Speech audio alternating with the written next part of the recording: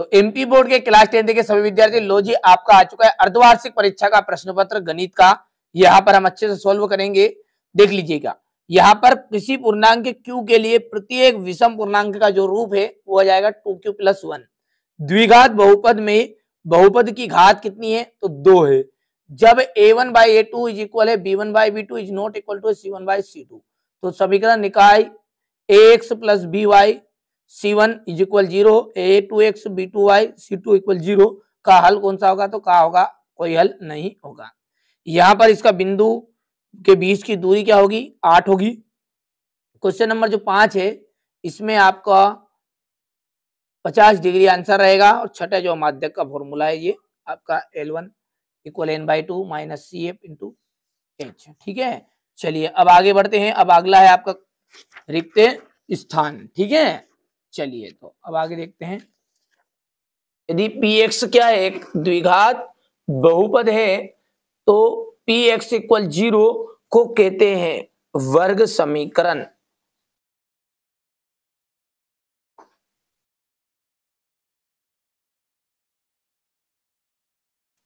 वर्ग समीकरण यदि जब किसी अनुक्रम के पदों को किसी नियम के द्वारा लिखते हैं तो ये क्या कहलाती है? तो श्रेणी कहलाती है।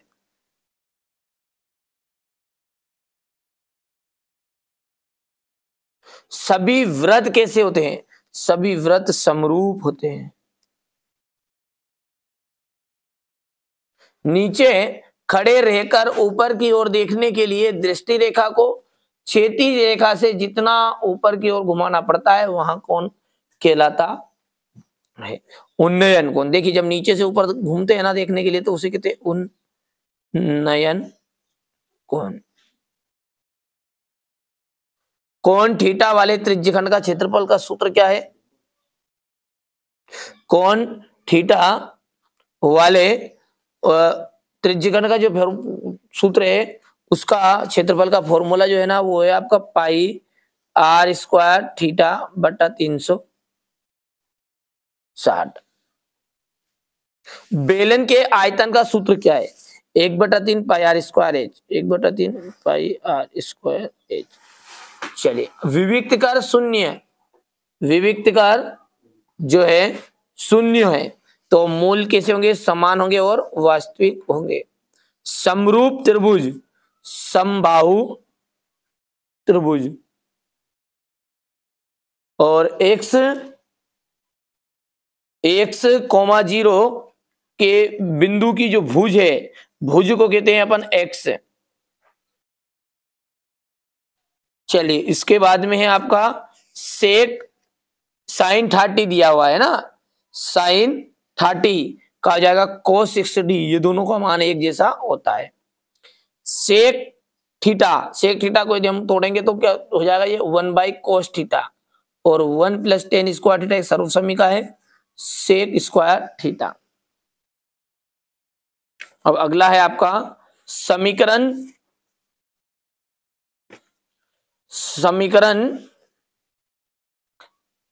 ax² bx + c = 0 में b²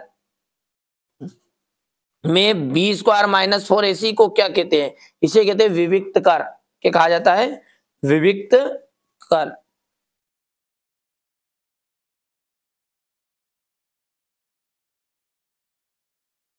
समांतर श्रेणी है या नहीं है? देखिए इसमें सार्वंतर समान नहीं है इसलिए समांतर श्रेणी नहीं है, नहीं है। वहां रेखा क्या कहलाती है? जो हमारी आंख से सीधे भूमि के समांतर जाती है तो उसे कहते हैं क्षैतिज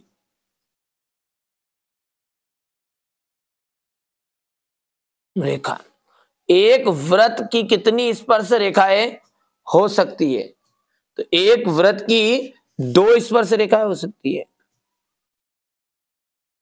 एक ठोस बाल ठीक प्रकार से ए भुजा वाले घन के अंदर रखिए तो बॉल का आयतन क्या होगा? 6a²।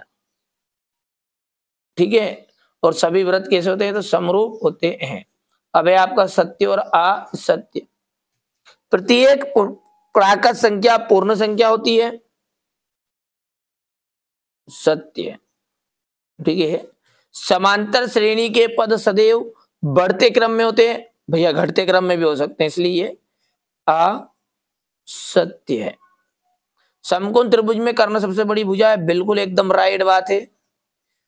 इसके ये जो सवाल दिया है, इसके बिंदुओं के बीच की दूरी 5 इकाई है, तो यहां पर बिल्कुल सत्य। इसको आप फॉर्मूले में जब रखोगे ना तो ये आपका इस तरह से निकल जाएगा। ये यहां पर मैंने रख के भी दिया है ये, ठीक है, आप सॉल्व करके दे दिया है ना, 5 इकाई निकला आंसर। स्पर्श रेखा शंकु का जो आयतन होता है पाई आर स्क्वायर एच होता है, बिल्कुल ये आपका गलत बात है। ठीक है, शंकु का जो आयतन होता है वो 1/3 पाई आर स्क्वायर एच होता है, तो ये आपकी क्या हो जाएगी? असत्य हो जाएगा। तो यहाँ पर ये आपका असत्य हो जाएगा, है ना, तो ये हो गया आपका असत्य। चलिए, अब स्पर्श रेखा ही छेदक रेखा होती नहीं, स्पर्श रेखा अलग होती है। स्पर्श रेखा केवल एक बिंदु पर प्रतिच्छेद करती है और छेदक रेखा अपनी 2 बिंदुओं पर प्रतिच्छेद करती है। यहाँ से सवाल आप कहें 5वां सवाल हो गया है। इसके बाद में यहाँ से देखिए, सिद्ध कीजिए कि 7 करनी 5 एक अपरिमेय संख्या है। जांच कीजिए कि क्या किसी प्राकृत संख्या n के लिए 6n अंक 0 पर समाप्त हो सकती है। यहां से आपका क्वेश्चन नंबर 8 है, ये 2। यहां से क्वेश्चन नंबर 10, 11, ये क्वेश्चन नंबर 12 है आपका। क्वेश्चन नंबर 13 हो गया। चलिए, इसके बाद में ये क्वेश्चन नंबर 13 का अथवा, ठीक है। क्वेश्चन नंबर 14, आप तो अच्छे से ध्यान से और अच्छी मेहनत कर लो, है ना। वार्षिक परीक्षा के जो भी बच्चा वार्षिक परीक्षा की अच्छे से तैयारी करना चाहता है उनके लिए देखिए, ये जो पेपर है, इस तरह के पेपर मैं आपको गणित के प्रोवाइड कराऊंगा F तक। 4 पेपर तो अभी तक मैंने अपलोड भी कर दिए हैं वार्षिक परीक्षा के लिए। अर्धवार्षिक नहीं भैया, वार्षिक। देखिए, वार्षिक परीक्षा का जो पेपर होता है वो एक दिन पहले होता है, उस शाम को ही लिख, सीधी सी बात है। आगे करते हैं ना जो फर्जी रहते हैं, रियल बता रहा हूं मैं आपको, है ना। हर साल ही मैं कोचिंग पढ़ाता हूँ, ऐसा नहीं है, तो आप चिंता मत करिए, एकदम रियल पेपर भी आपको प्रोवाइड कराएंगे। पर इनको आप सेटों को कंप्लीट कर लेना अच्छे से, बिल्कुल 100% इन्हीं में से आपके आने वाले हैं। चलिए, यहां से आप क्वेश्चन नंबर 16, ये 17, 18, 19 हो गया। चलिए, यहां से क्वेश्चन नंबर ये आपका 20, 21, 22 और ये क्वेश्चन नंबर आपका 23,